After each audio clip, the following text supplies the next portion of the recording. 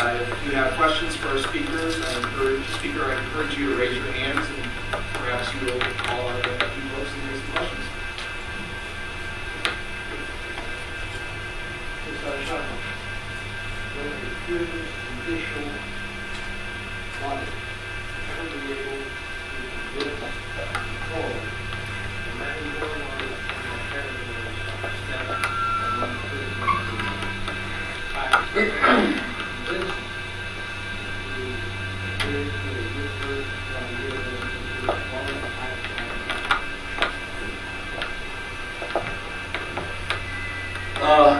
Yes. The problem with those warlords is that they all reside in a territory called the federally administered tribal areas, FATA in short. The warlords are warlords because for 200 years, 150 years of British rule and 60 years of Pakistani rule, the jurisdiction of the courts has not been extended, superior courts not been extended to FATA region. We believe that that should be extended. The courts, by and large, and our tradition being the Anglo-Saxon tradition, exert a different kind of an influence.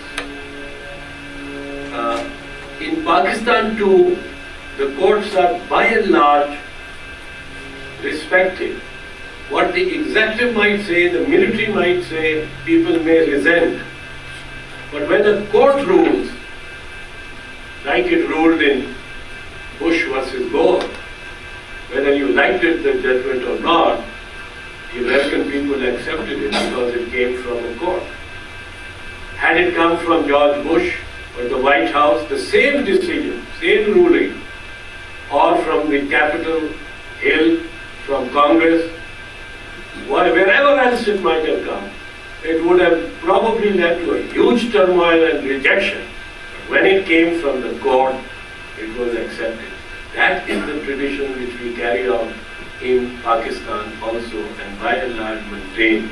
And in the tribal areas, we have had a long-standing demand of extending the jurisdiction of the courts. And to your specific question, I would address it that yes, that is indeed our demand, that the jurisdiction of the courts be extended to the area where these warlords now remain. Afghan warlords will unfortunately not be addressed by the courts in Pakistan, because on that side of the border there is no government authority except in Kabul and Kandahar and Herat and Ghazni and Jalalabad. 5 cities, and beyond 5 cities, Karzai's government is no government in that vast and limitless land. So the warlords will remain because there is no tradition of courts in Afghanistan.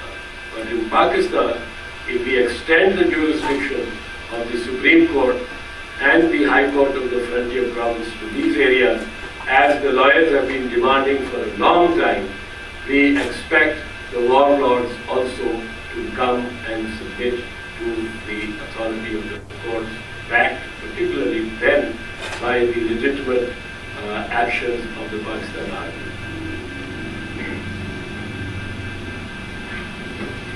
Late in 1990s, Senator Ashraf at that time with Congressman from our own area and two of the congressional members visited Pakistan so that they can assess the situation. After seeing the extent and upcoming of Taliban and the situation in Pakistan, they decided that it's some time for us to discuss the situation there. Now with Iran there, the instability and the big Pakistani government, how we can, after explaining the three elements that we suggested after our congressional members, how we can convince them that it's okay, go ahead and take the bull by the horn, and back the system, judicial system, when there is a big president right now deciding it. Well, Dr. Raza, the bull has to be taken by the horns and not by the tail. So sooner or later, the bull has to be taken by the horns. And I think the time is now. You're right, it is taking the bull by the horns, but as I was suggesting to some congressmen in Washington and to some other dignitaries here last evening, I'm not asking for direct kind of intervention of America saying we will not give you aid unless you do this, reinstate the judiciary, the Biden will be held back until the judiciary is reinstated. I'm asking for no such thing. I'm not asking that America withhold weapons supplies to the Pakistan army until the judiciary is reinstated. No such thing.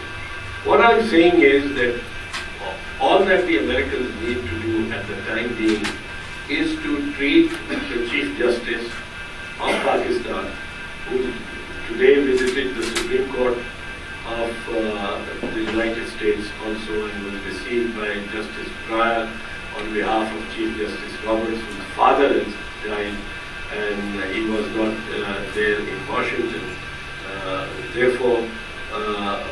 But he was treated as the Chief Justice of Pakistan, and the Supreme Court of the United States of America can treat him as the Chief, which is given the respect of the Chief Justice of Pakistan. Why can't the ambassador in Pakistan go and meet him every now and then? He was arrested on the 3rd of November. The ambassador did not even whimper about him. And this is a country which prides itself on its record of supporting human rights movements and democratic movements. But the ambassador did nothing, did not even try to visit him. She tried to visit me, undoubtedly, when I was also detained at the same time in a different place. But she tried to visit me. She was not allowed, but she never tried to visit the Chief Justice of Pakistan, who was detained with his children, or find out about his children. All I say is that American dignitaries, Senator Russ Feingold and Congressman Tiani, they visited the Chief Justice and they endeared themselves to the Chief Justice, but they were Democrats. The administration was, administration expressed outrage at their uncharacteristic behavior. But now that the Democrats are coming in, we hope that they'll keep contact with all and raise this issue on forums without turning the tap off. I'm not saying turn the tap off, but the bull nevertheless